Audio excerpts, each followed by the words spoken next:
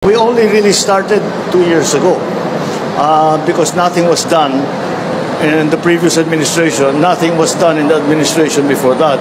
So, now, how long? 12 years on, ngayon pa lang talaga natin na inaasikaso ng mabuti. So, meanwhile, a few moments later. So yun mga boss, mukhang mapapahiya dito si PBBM mga boss, no? Dahil galing mismo ito sa kanyang social media, uploaded November 9, 2017 mga boss, na Bongbong Marcos dyan ngayon sa Facebook mga boss. At sinabi nga niya na walang nagawa ang dating administrasyon ni FPRRD mga boss. So ating basahin.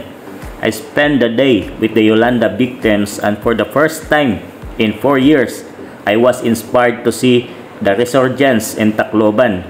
The housing program has been greatly accelerated. Things are beginning to get done. You could feel the excitement in the way people smile. Thank you, President Roddy Duterte, because of the sincere effort made by this administration. The future of the ravaged areas not seems bright.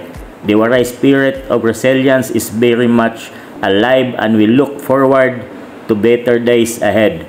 Tindog Tacloban, #YolandaPH. So yan mga boss, no? Mukhang nakalimot si PBBM mga boss, na ito ay pinasalamatan niya pa si dating Pangulong Rodrigo Roa Duterte sa kanyang nagawa dito nga sa tinamaan ng Yolanda sa Tacloban City, na isa mismo sa pinanggalingan ng magulang ni PBBM mga boss, no, na si Imelda Marcos. So ito ay maraming ginawa at tinulong, hindi pa man na presidente ng ating bansa itong si FPRRD mga boss, no.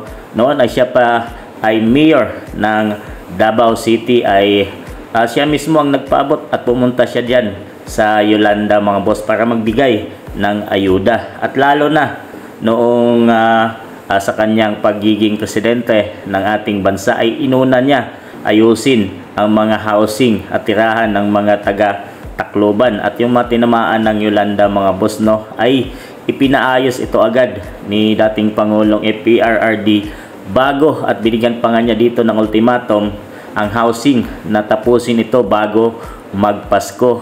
At dahil iyon ay ang kanyang regalo sa mga taga Tacloban at mga Waray nun mga boss. So mukhang hindi nag-research ang mga assistant dito ni PBBM mga boss, no, dahil ito ay galing mismo sa kanyang social media at sinabi niyang walang nagawa ang dating administrasyong FPRRD dito nga or sa Tacloban City. So anong masasabi nyo tungkol dito mga boss?